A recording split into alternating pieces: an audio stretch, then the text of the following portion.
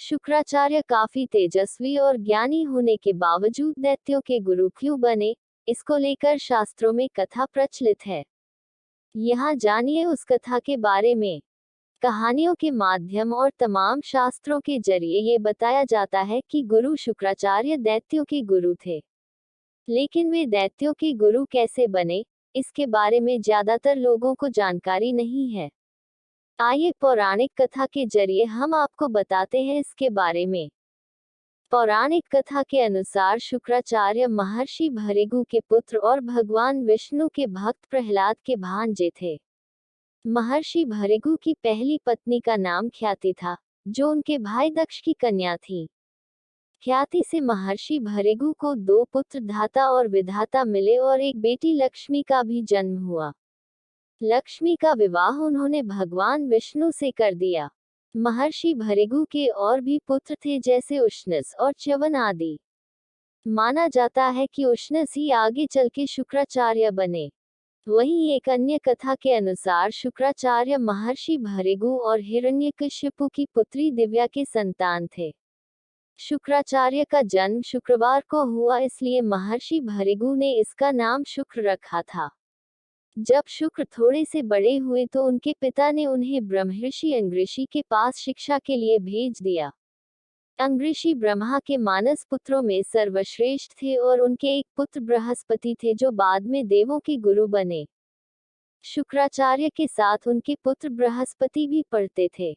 माना जाता है कि शुक्राचार्य की बुद्धि बृहस्पति की तुलना में ज्यादा कुशाग्र थी, लेकिन फिर भी बृहस्पति के अंगऋषि ऋषि के पुत्र होने की वजह से उन्हें ज्यादा अच्छी शिक्षा मिलती थी, जिसके चलते एक दिन शुक्राचार्य ईर्ष्यावश उस आश्रम को छोड़ के संकृषि और गौतम ऋषि से शिक्षा लेने लगे। शिक्षा पूर्ण होने के बाद जब शुक्राचार्य को पता चला कि बृहस्पति को देवों ने अपना गुरु नियुक्त किया है, तो उन्होंने भी ईर्ष्यावश दैत्यों के गुरु बनने की मन में ठान ली। लेकिन उसमें सबसे बड़ी बाधा दैत्यों के देवों के हाथों हमेशा मिलने वाली पराजय थी।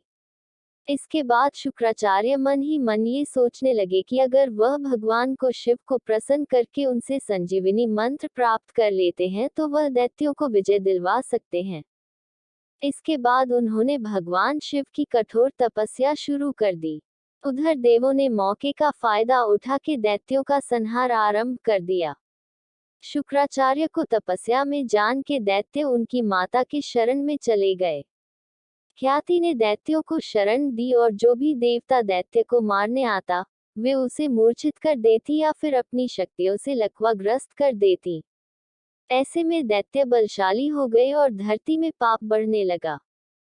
तब धरती पर पुनः धर्म की स्थापना के लिए भगवान विष्णु ने शुक्राचार्य की मां और भृगु ऋषि की पत्नी ख्याति का सुदर्शन चक्र से सिर काट के दैत्यों के संहार में देवों की और समूचे जगत की मदद की। जब इस बात का पता शुक्राचार्य को लगा तो उन्हें भगवान विष्णु पर बड़ा क्रोध आया और उन्होंने मन ही मन उनसे बदला लेने की ठान ली। वो एक बार फिर भगवान शिव की तपस्या में लीन हो गए और कई सालों की घोर तपस्या के बाद भगवान शिव ने उन्हें संजीवनी मंत्र दे दिया। फिर शुक्राचार्य ने दैत्यों के राज्यों को पुनः स्थापित कर अपनी मां की मृत्यु का बदला लिया। ऐसा माना जाता है कि तब से शुक्राचार्य और भगवान विष्णु एक दूसरे के शत्रु बन गए। लेकिन ये कथा यही नहीं समाप्त नहीं होती। उधर महर्षि भृगु को जब इस बात की पता चला कि भगवान विष्णु ने उनकी पत्नी ख्याति का वध कर दिया है, तो उन्होंने भगवान विष्णु को श्राप दे दिया कि उन्होंने एक स्त्री का वध किया है, इसलिए उनको बार बार पृथ्वी पर मां के गर्भ से जन्म लेना होगा और गर्भ में रहकर कष्ट भोगना पड़ेगा।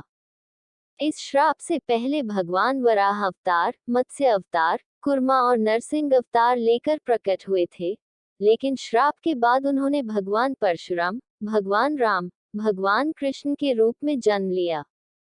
तब उन्हें मां के पेट रहकर पीड़ा झेलनी पड़ी। हालांकि कि बाद में शुक्राचार्य से बृहस्पति के पुत्र ने संजीवन विद्या सीखकर उन्हीं का पतन किया। अगर आपको ये स्टोरी अच्छी लगी हो तो इसे जरूर शेयर करें और इसी तरह के अन्य लेख पढ़ने के लिए सब्सक्राइब की बटन दबाएं।